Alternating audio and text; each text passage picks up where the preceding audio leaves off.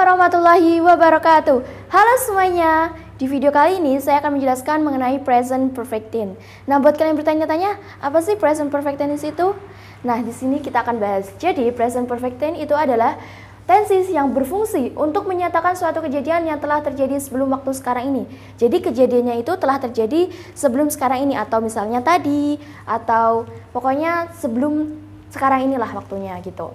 Tapi kapan terjadinya itu tidak penting. Jadi mau menggunakan keterangan waktu atau tidak itu tidak penting. Yang kedua, digunakan untuk menyatakan suatu aktivitas yang telah terjadi beberapa kali. Jadi aktivitasnya itu telah terjadi beberapa kali, seperti mandi, makan, belajar, itu aktivitas yang dilakukan beberapa kali. Dan kapan terjadinya juga tidak penting, mau digunakan keterangan waktu ataupun tidak penting, atau bisa digunakan atau tidak bisa digunakan gitu. Nah, kita langsung ke rumusnya. Tapi sebelum itu, present perfect tense ini ada dua, yaitu rumus verbal dan nominal. Tapi kali ini saya akan membahas rumus verbal. Untuk rumus verbalnya, untuk rumus verbalnya kita menggunakan positif, negatif, dan interrogatif. Nah, untuk positifnya di sini kita menggunakan subject plus have or has plus verb 3 plus object plus keterangan. Nah, untuk negatifnya di sini kita menggunakan subject plus have or has plus not plus verb 3 plus object plus keterangan. Nah, untuk interrogatifnya di sini kita menggunakan have or has plus subject plus verb 3 plus object plus keterangan. Nah, dari fungsinya tadi kapan terjadinya itu tidak penting atau keterangan waktunya tidak penting, jadi mau kalian gunakan atau tidak nantinya itu tidak penting, tidak digunakan tidak apa-apa. Jadi seperti itu. Nah, buat kalian yang bertanya, have sama has ini untuk subjek apa aja sih, Kak? Nah, di sini kita baca keterangannya ya. Untuk have kita di sini digunakan untuk subjek I, you, we, they. Jadi ketika kalian menggunakan I, you, we, they, kalian harus menggunakan have. Kalau kalian di situ menggunakan subjeknya she, he, it, jadi kalian menggunakannya has. Jadi have-nya untuk I, you, we, they, has-nya untuk she, he, it. Nah, buat kalian yang bingung, kita langsung aja ke contohnya. Nah, di sini kita menggunakan contoh pertama ya. Di contoh pertama, di sini saya menggunakan I have studied English. Nah, kita ke rumusnya. Tadi rumusnya kita akan menggunakan pertama subjek. Nah, saya di sini menggunakan subjeknya I. Nah, karena I, maka kita menggunakan have. Karena tadi have digunakan untuk subjek I, you, we, they. Karena di sini saya menggunakan subjek I, maka saya menggunakan have. Nah, saya di sini memilih verb 3-nya atau verb 3-nya itu studied yaitu dari kata bahasa Indonesianya ya. Bahasa Indonesianya itu belajar. Verb satunya itu study. Nah, karena verb satunya study, maka di sini kita menggunakan verb 3-nya. Karena rumusnya menggunakan verb 3, maka kita menggunakan studied. Nah, saya menggunakan objek English. Jadi, I have studied English. Jadi, kalau diterjemahkan itu saya telah belajar bahasa Inggris. Jadi, kalau diterjemahkan di Indonesia itu menggunakan kata telah seperti ini. Tapi, kalau kalian menerjemahkannya itu tidak usah bahasa Inggrisnya telah itu seperti apa, tidak usah. Kalian hanya cukup menggunakan have ataupun has. Nanti artinya bakal menjadi telah. Jadi seperti itu. Nah, untuk negatifnya itu kita menggunakan rumusnya, yaitu pertama subjek yaitu I, lalu have or has. Karena di sini kita menggunakan I, maka kita menggunakan have. Berarti I have. Nah, perbedaannya dengan yang positif adalah di sini menggunakan not. Kalau negatif itu menggunakan not, kalau positif tidak menggunakan not. Jadi kita B kata not. Jadi I have not, atau mungkin bisa untuk mempersingkatnya itu I haven't. Jadi seperti itu. Tapi karena kita masih belajar, jadi kita menggunakan have not ya. Jadi I have not. Nah, kita masukkan verb 3-nya yaitu studied, lalu objeknya English. Jadi I have not studied English. Jadi perbedaannya tuh di not. Nah, untuk interrogatifnya sendiri itu yang kita dahulukan pertama kali itu have atau has-nya.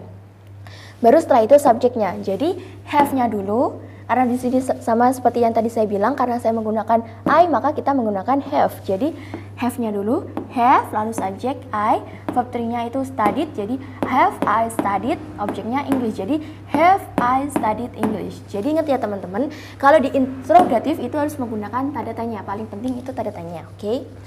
Nah, kita langsung ke rumus yang kedua ya, sambil kita belajar bareng-bareng, kita isi bareng-bareng, oke?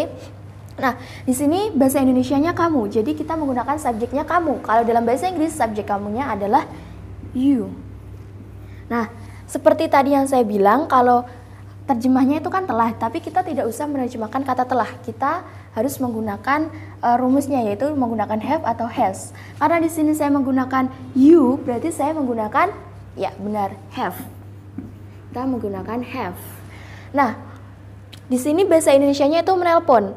Jadi bahasa Inggrisnya menelpon itu call. Nah, karena kita di sini menggunakan rumus present perfect tense, jadi kita menggunakan verb 3, maka kita menggunakan verb 3 yaitu called. Jadi verb 3 dari call adalah called ditambahi ed, oke? Di sini saya menggunakan objek Andre. Jadi you have called Andre. Kamu telah menelpon Andre. Nah, kalau negatifnya kita sama ya. Sama dengan yang positif cuma ditambahi not. Jadinya you subjek terlebih dahulu, baru setelah itu have atau has. Karena di sini kita menggunakan you, maka kita menggunakan have. You have, nah kita harus tambahkan not karena ini negatif, berarti you have not, lalu kita masukkan verb 3-nya called, lalu objeknya Andre.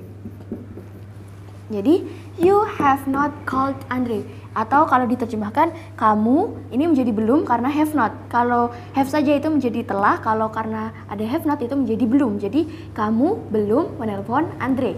Jadi kalau positif itu kamu sudah, kalau negatif itu kamu belum artinya ya, karena pakai not. Nah, untuk negatifnya itu kita dahulukan ininya terlebih dahulu, have-nya. Have, you, baru verb 3-nya, called, baru objeknya. Kita samakan yang di rumus ya. Jadi have you called Andre?